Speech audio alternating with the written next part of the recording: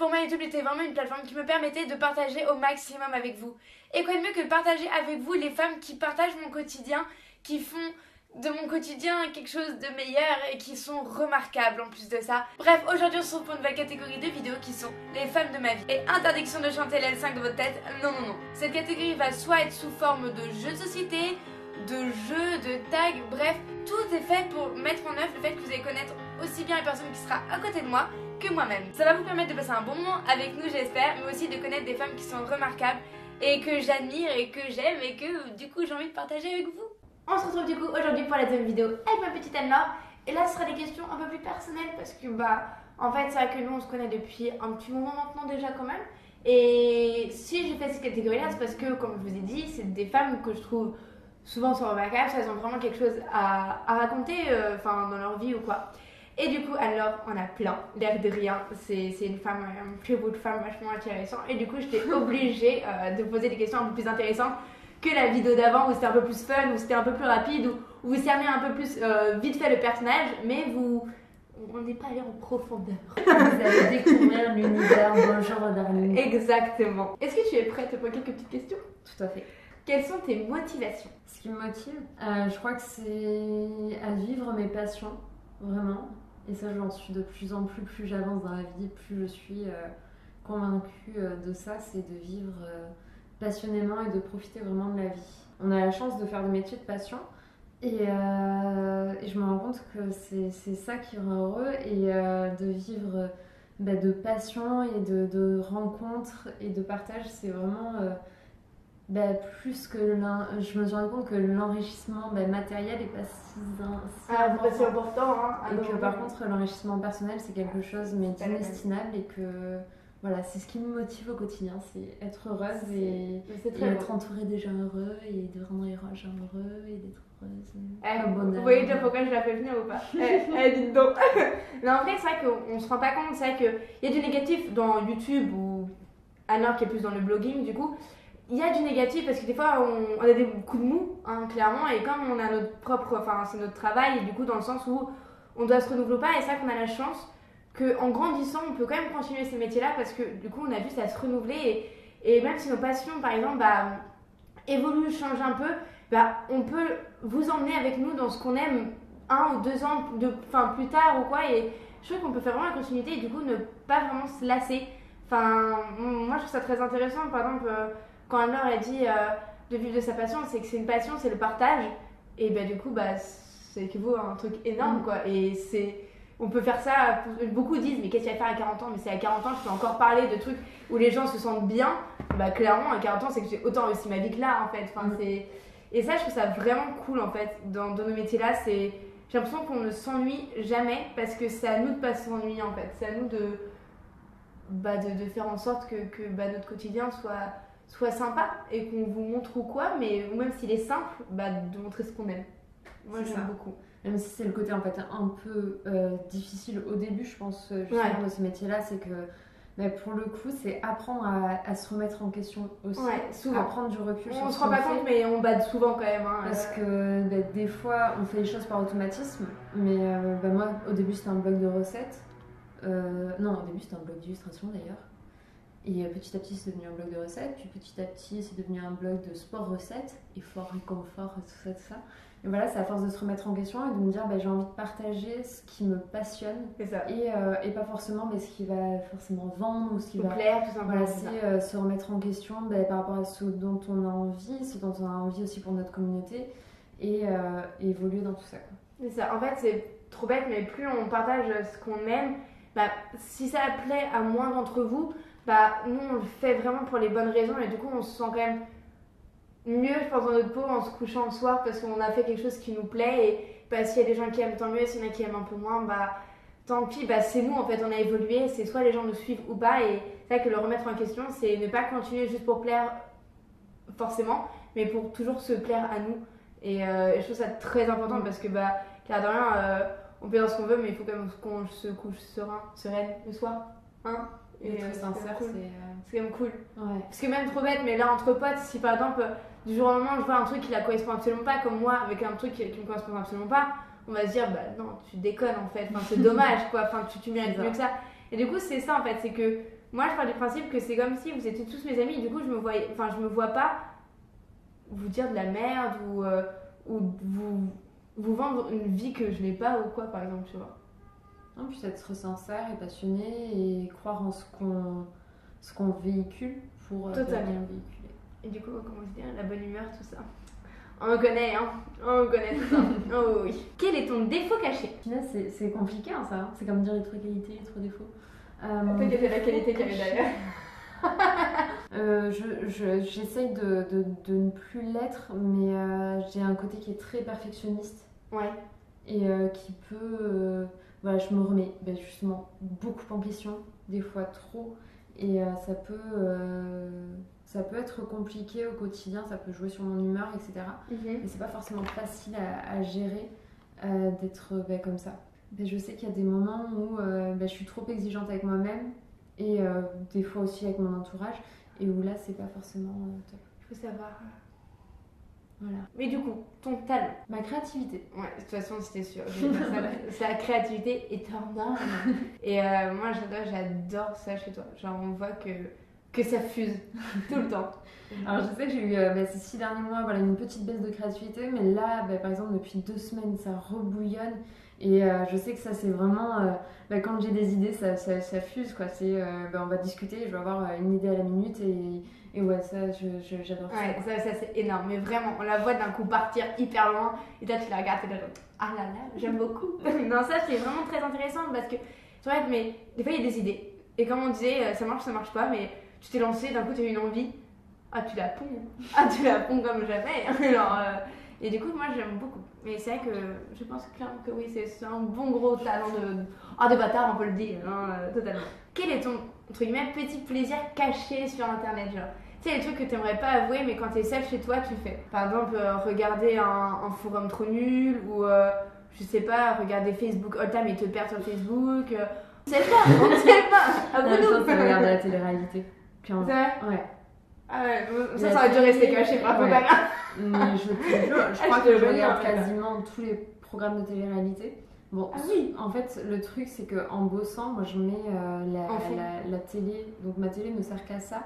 C'est comme une radio. Ouais, c'est un fond sonore. Et clairement, la télé-réalité, c'est le seul contenu qui est capable de ne pas me déconcentrer. Ouais, c'est ça. Donc, c'est pas une intelligence hors norme, du coup ça te déconcentre pas vraiment de ce que tu fais quoi. Non, et je suis capable de mettre même les interviews de merde et tout, des gens de télé-réalité et tout, mais en fond. Oui. Mais c'est vrai que. Puis en fait, ça me. Je sais pas il y a si une chose dans la télé-réalité qui me passionne, c'est cette capacité qu'ils ont quand même à attirer un nombre de personnes, mais qui est gigantesque. Quand tu vois quand même Jérém Star, à quel point il est capable de bouger les gens, etc. Ah, totalement. Et en fait, c'est à la fois ça m'intéresse énormément parce que j'arrive pas non plus à comprendre. Quoi. Ouais, mais ça je comprends ce point de vue-là. Moi je sais que je ne regarde pas. Par exemple, avec la nouvelle mise à jour Snapchat, j'ai vu à quel point que dans toutes les stories populaires c'était la télé-réalité. Je me dis merde, je voyais pas le monde comme ça. Ça m'intrigue énormément. C'est fou. Du coup, moi j'ai pas de télé et du coup je ne prends pas le temps de regarder tout ça. Quel est le plus beau projet que tu aies pu faire? Attends, je suis pas fière de tout avant. Attends, il y a des vidéos, ça. Ah non, je me trouvais horrible. Bref, toi, moi, t'as pas de soucis, il y a que l'écriture, mais il y a vraiment ma gueule comme ça qui est oh merde, je ressemble à ça. Ah, et voilà les photos, hein, tu vois, c'est horrible. Ta pire honte? Bah, alors je vous raconte une histoire. Ah là là, il y a une histoire, c'est bon. Je me baignais dans l'océan Atlantique. Voilà, parce que je passe tous mes étés sur la côte basque et landaise. Hein, voilà. Oui, on a beaucoup de chance dans le sud-ouest.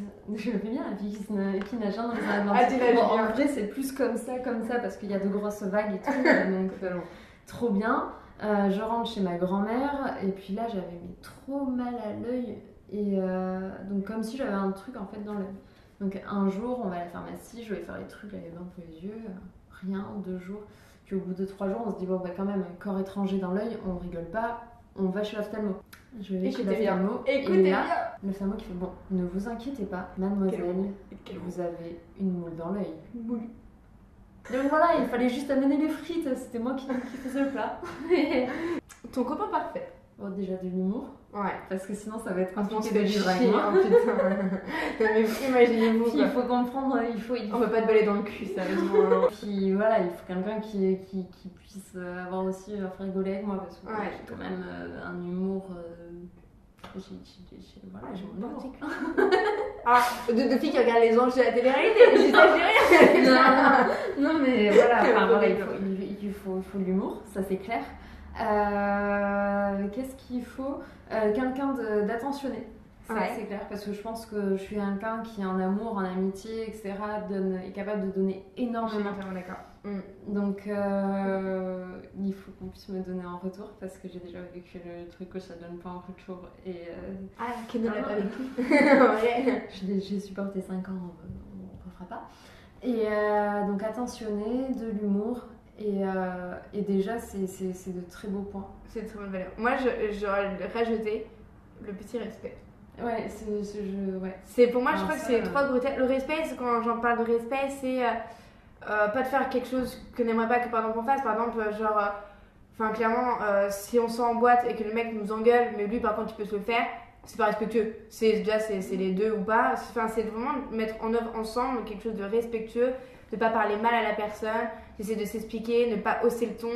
Enfin, plein de petits détails comme ça qui montrent que le respect de la personne est quand même quelque chose de très important, parce que c'est-à-dire qu'il y a toujours la communication et du coup le fait qu'on puisse avancer dans une relation tout simplement.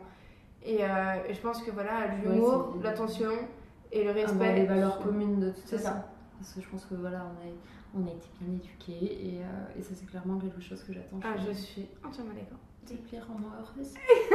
Quel genre de sportif fais-tu? Je suis la sportive plaisir. Donc après, T'as vu comme j'ai fait moi je me rends. Je Je m'en toi alors. rends pas du. Enfin, c'est vrai que voilà, je suis sportive plaisir, mais qui fait quand même des trucs de ouf. Ah, totalement. Bon, bah, elle dit ça genre sportif plaisir, comme si c'est bon, elle faisait suivre son petit fitness devant Rick et Morty, mais pas du tout. Genre. Non. Mais j'ai quand même couru un marathon. Imaginez-vous, hein, genre, c'est pas la petite sportive. Non. Voilà. Voilà, je suis sportive plaisir, mais le sport c'est mon mode de vie, clairement. C'est-à-dire que le sport c'est mon équilibre, je suis la sportive qui le fait pour se sentir bien. Par contre, je le fais pas forcément pour être sportive professionnelle. Hein. Je suis pas là pour faire de super temps. Par contre, je me challenge moi-même. Ouais, je suis pas là pour me comparer aux autres ni rien, mais par contre, je me compare à moi et j'ai envie de me challenger. Ça c'est clair. dingue. Mais enfin, il y a une semaine, il va la voir. Et un mois après, ces challenges sont sur truc de bâtard. Je suis moi, j'ai du mal à sortir de chez moi. C'est moi, elle part au Cambodge, je vais faire les rats des Amazones derrière. C'est ça, demain, je pars quand même au Cambodge. On n'a pas les mêmes challenges des Amazones, quoi. Moi, de sortir de mon lit, c'est bien.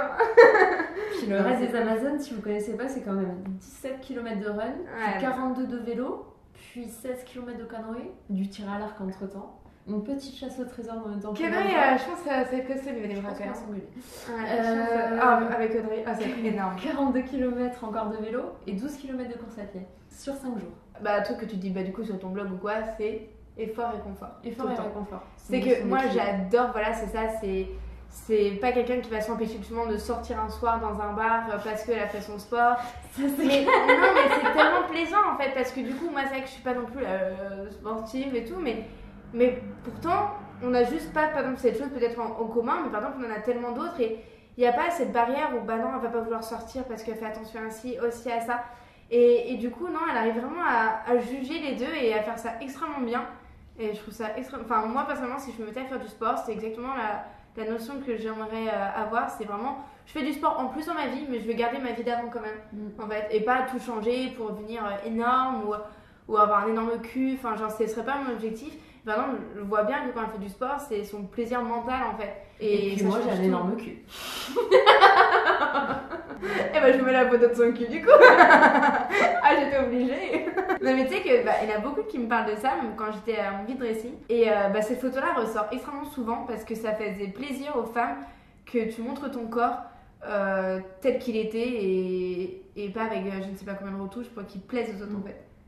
Mais c'est trop bête, mais on se rend pas compte, mais ce monde-là peut être vraiment que dans l'apparence. Et quand tu vois les gens en vrai, tu te dis, mais arrête de te foutre de notre gueule, tu vois, genre clairement, genre les gars, il y a un souci quoi. Et moi je sais qu'il y en a beaucoup qui m'ont dit que justement le côté Anne-Laure très naturel et tout, bah ça leur plaisait beaucoup. Et c'est vraiment ça aussi qu'on apprécie, c'est un peu la femme de tous les jours qui fait comme son sport, mais qui va pas prôner genre juste pour le physique, c'est vraiment pour le bien-être mental. Bah, c'est se faire du bien dans la tête. C'est ça. Et ton corps le ressent, mais différemment quoi. En fait. Moi j'adore cette façon de penser. C'est comme ça que moi je perçois le sport. C'est un plaisir de faire du sport. Et du coup, moi je suis pas là pour devenir sportif professionnel quoi. Ouais, non, vraiment c'est très intéressant. Donc je vous laisse tout ça, le effort et confort, c'est quelque chose de très intéressant. Moi j'aime beaucoup le effort et confort. Enfin, je fais beaucoup de réconfort quand même. Moi j'ai pas encore trouvé la bonne balance, mais un jour. Quel est le projet futur, à part du coup le raid des Amazones, tu prévois cette année? J'aimerais voir mon blog plus loin. Ouais. C'est-à-dire que j'adore le blog. Là, je suis en train, comme je disais, de retrouver plein de créativité et tout. Et je suis ravie de reprendre énormément de plaisir à faire des articles, à faire de nouvelles catégories d'articles, à m'éclater dessus. Donc déjà, ça c'est un gros objectif. Pour moi, mon blog, de toute façon, je pense que ça s'est vu parce que j'ai fait une V2 et je pense que très clairement, ça sent, il va plus partir vers le webzine, ça c'est sûr. Parce que c'est une volonté. Moi, comme on dit, on se remet en question pour voir plus loin en permanence et je pense que l'avenir de mon blog, c'est d'être un webzine. Et peut-être, il y a un onglet boutique sur mon nouveau blog. Donc je pense que c'est clairement l'objectif de premier semestre, déjà le mettre en place. Ouais. Et pendant le second, qu'il soit vraiment actif. Ok. Ça c'est... Et ben moi je le savais pas ça. Il y a plein de fois. Ça prend un temps de fou. Je pensais pas. Non. Et tous les trucs comme ça, en fait, vous voyez des projets. Par exemple, je pense que n'importe qui se dit putain, elle fait plein de projets. Mais en fait, nous, c'est sur des mois et des mois. Nous, quand on le voit pondre, mais ça a mis genre 6, 7, 8 mois, 1 an. Et vous dites, oh là, on fait tout le temps. Mais en fait, non, on bosse tout le temps. Et ça met juste une plombe, en fait, tous nos projets comme ça. Et c'est extrêmement enrichissant pour nous d'y travailler. Mais pendant des mois, vous pensez qu'on se touche. Alors que derrière, ça fuse comme jamais, quoi. Non, c'est vrai que ça prend du temps et ça fait peur aussi.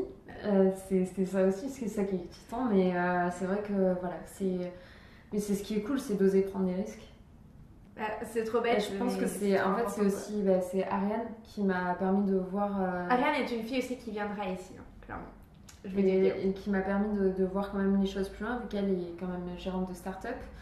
Donc c'est vrai qu'au final on est tous indépendants professionnellement, hein, et on est tous des indépendants. Et c'est ultra stimulant pour voir les choses aussi différemment. Et quand tu es avec une nana au final qui a une start-up et que tu te dis mais au final ton blog il faut que tu le vois comme une start-up. Et je crois que ça a été la phrase qui m'a boosté énormément depuis 1 an et que là j'ai vraiment compris depuis quelques mois et que j'ai envie d'appliquer depuis quelques semaines. Donc c'est parti, start-up, bonjour darling. Et du coup Ariane, cette personne que Anne-Laure décrit très bien, juste un petit peu comme ça, c'est quelqu'un de très positif. Et du coup forcément, on parle de positif, de bonne humeur. Elle sera sur la chaîne. Hein. Oh bah oui, directement. C'est la prochaine. Hein. Elle arrive comme ça, toute seule. Je concocte un petit truc parce que je savais à chaque fois de faire des choses différentes. Et du coup, je concocte un petit truc sympa. Mais c'est vrai que par exemple, quand tu dis ton blog, tu veux avancer quelque chose de nouveau, trop bête, mais cette catégorie, elle me permet tellement de faire briller des personnes que je trouve tellement importantes et remarquables de tous les jours. Et ça fait plaisir de se laisser un peu de côté. Non, mais tu sais, pour montrer que y a plein de métiers cool et il n'y a pas que YouTube. Enfin. Là, par exemple, Ariane la prochaine fois, après c'est encore une autre personne, et on a, même là, c'est blogueur, ils confondent tout le temps, mais clairement, on n'a pas du tout le même métier et ça ressemble en rien à ce qu'on fait, quoi. Et je trouve ça très intéressant que vous voyez différentes catégories de personnes et qui pourtant, avec différents âges, quoi, et pourtant on s'entend quand même tous bien ensemble et c'est pas pour rien, c'est que je pense que l'univers de filles qui peut plaire quand même, en fait. Enfin, je pense qu'il faut juste trouver les bonnes personnes. C'est ça, et c'est surtout qu'on est des profils.